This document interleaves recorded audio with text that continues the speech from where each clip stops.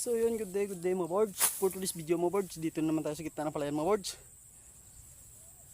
Tingin-tingin tayo dito mga birds kung mayroong piste yung ating palayan mga birds. Para mayroon tayo makita na piste mga birds, mag-spray agad tayo ng pesticide mga birds. Tignan natin dito mga birds kung mayroon tayo mga piste.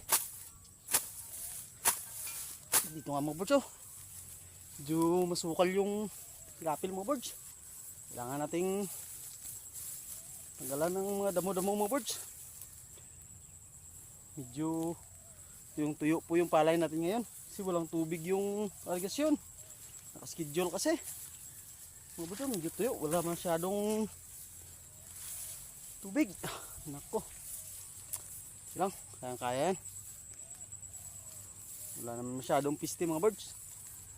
Yan po muna mga birds, thank you.